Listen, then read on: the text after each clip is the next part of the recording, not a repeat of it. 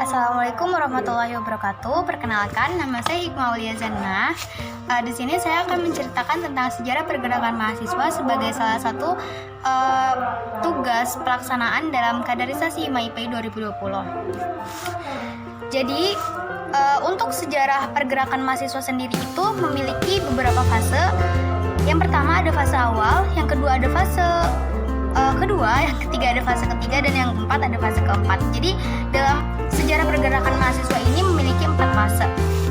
Oke, lanjut aja ke fase awal. Jadi pada tahun 1908 itu berdirinya suatu organisasi Budi Utomo, yaitu organisasi pertama modern yang berdiri di Indonesia dengan tujuan untuk mengembangkan bidang pendidikan, pertanian, perdagangan, serta kebudayaan-kebudayaan lainnya untuk meningkatkan pemikiran rakyat pada saat itu, kayak gitu. Jadi tugas Budi Utomo itu untuk mengembangkan pemikiran rakyat, kayak gitu, dan untuk mengembangkan juga pendidikan mereka pada saat itu.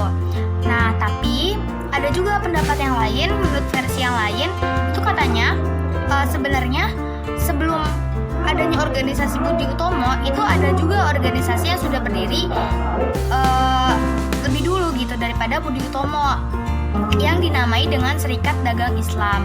Tapi untuk versi ini belum jelas bagaimana informasinya. Nah, terus habis itu kita lanjut ke pada tahun 1914 sampai 1917. Di sini itu berdirinya beberapa organisasi lain lagi yang untuk mendukung berdirinya organisasi Budi Utomo. Itu salah satunya ada Indische Partij yang bersifat nasional, ada SDA yang bersifat tentang ekonomi Islam, dan yang ketiga ada Muhammadiyah tentang keislaman. Tujuannya untuk apa ketiga organisasi ini berdiri? Tujuannya itu untuk merespon terhadap lemahnya gerakan Budi Utomo di hadapan kolonialisme, karena Budi Utomo itu tidak memiliki visi politik dalam tujuan berorganisasi. Jadi ketiga organisasi ini dibangun untuk memajukan organisasi Budi Utomo supaya bisa lebih tegas lagi gitu dalam menghadapi kolonialisme Belanda gitu. Nah, lanjut ke fase kedua pada tahun 1920 sampai 1928. Di sini mulai muncullah salah satunya yaitu mulai muncullah berbagai perkumpulan pemuda dari setiap daerah yang ditandai dengan nama-nama seperti Jong Ambon, Jong Sumatera, Jong Batak, dan lain-lain. Jadi mungkin pada masa ini negara Jepang itu sudah mulai datang ke Indonesia gitu dan mempengaruhi sebagian rakyatnya dengan dimulai dengan inisial-inisial nama kayak gitu. Terus lanjut juga ada lahirnya P3I pada tahun 1926 yang menjadi cikal bakalnya Sumpah Pemuda. Jadi sebelum adanya Sumpah Pemuda itu, Sumpah Pemuda itu terbentuk dari suatu organisasi dulu gitu. Nah, cikal bakalnya itu yaitu P3I. Nah, dan akhirnya pada tahun 1928 lahirlah Sumpah Pemuda. Terus pada tahun 1942 sampai 1944 Jepang itu melakukan deklarasi bahwa melarang kegiatan atau perkumpulan yang mendukung pembahasan politik atau menyinggung soal tentang kemerdekaan atau bersifat represif. Jadi Jepang itu pada tahun 1942 sampai 1944 itu melarang adanya organisasi-organisasi, adanya perkumpulan-perkumpulan apapun itu yang membahas tentang politik ataupun kemerdekaan. Nah, terus habis itu akhirnya terbentuklah beberapa organisasi-organisasi lainnya pada masa demokrasi liberal. Jadi ini pada masa setelah kemerdekaan ya. Nanti ini udah masuk ke fase ketiga. Nah, di fase ketiga ini nih mulai terjadinya beberapa konflik awal atau terus perebutan visi dalam politik segala macam ini mulai muncul di fase ketiga, yaitu salah satunya dengan berdirinya banyak organisasi-organisasi pada tahun 1945 sampai 1950, yaitu salah satunya ada PNI, PKI, Masyumi, NU, Kristen, dan Katolik. Yang masing-masing organisasi ini didukung oleh pergerakan-pergerakan mahasiswa dari beberapa universitas. Contohnya kayak PNI didukung oleh GMNI, terus PKI didukung oleh CGMI, Masyumi didukung oleh HMI, NU didukung oleh PMII, Kristen didukung oleh GMKI, Katolik didukung oleh PMKRI. Nah, semua organisasi ini merupakan satu kesatuan yang disebut Perserikatan Perhimpunan Mahasiswa Indonesia pada tahun 1950 sampai 1960 atau yang disingkat TPMI. masa ini juga terjadi politik konfrontasi.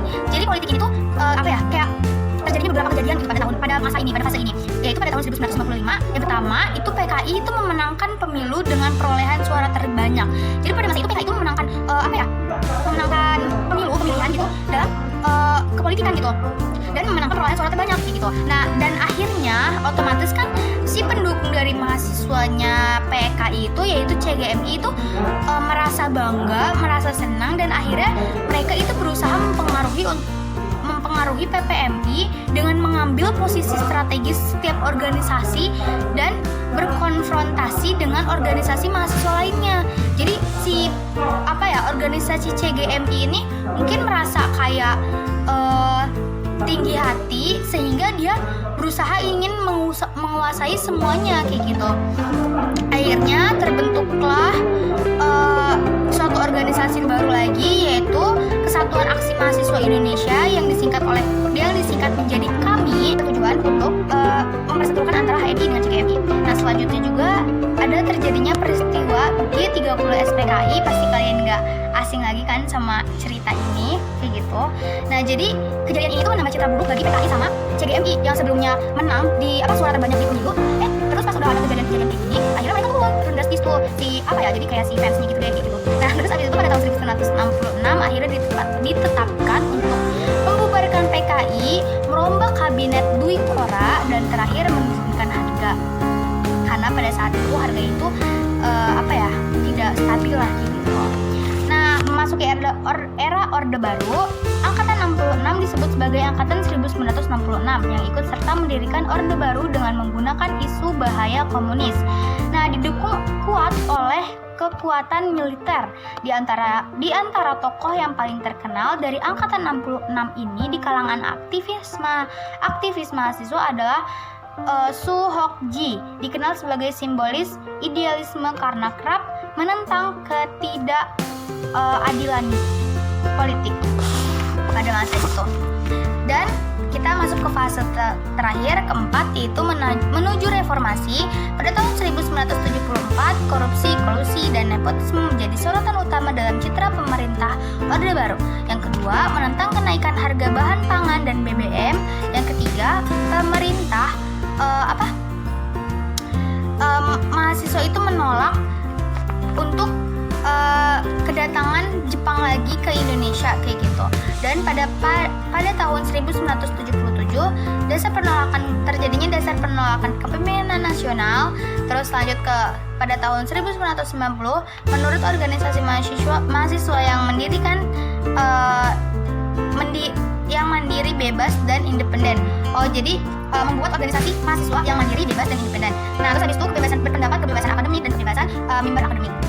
Terus habis itu pada tahun 1998 itu, tepatnya pada tanggal 21 Mei, terjadinya krisis finansial di Asia, yaitu krisis moneter yang menyebabkan ekonomi Indonesia itu lemah, dan akhirnya mahasiswa mendatangi gedung DPR atau MPR untuk mendesak Soeharto mundur. Jadi disinilah pada masa reformasi itu terjadi. Nah, agenda reformasi itu terdiri dari 6. Yang pertama, mengadili Soeharto dan kroni-kroninya, melaksanakan amandemen Undang-Undang Dasar 1945, terus menghapuskan dui fungsi ABRI. Yang ketiga, hapuskan dui fungsi ABRI. Terus yang keempat, pelaksanaan otonomi daerah seluas-luasnya. Yang kelima, tegakkan supremasi hukum. Dan yang keenam, menciptakan pemerintah yang bersih dari KKN. Karena sebelumnya kan Presiden Soeharto itu terkenal banget dengan nepotisme kedudukannya gitu ya, teman-teman. Nah, akhirnya disitulah masa reformasi pergerakan mahasiswa terjadi kayak gitu. Nah, terus ada juga ini peristiwa Cimanggis, terus peristiwa Kejayaan, peristiwa Trisakti, itu salah satunya yang pada masa reformasi itu yang terjadi penembakan terhadap mahasiswa di Universitas Trisakti pada saat masa reformasi seperti itu, teman-teman. Oke, jadi cukup sekian dan terima kasih.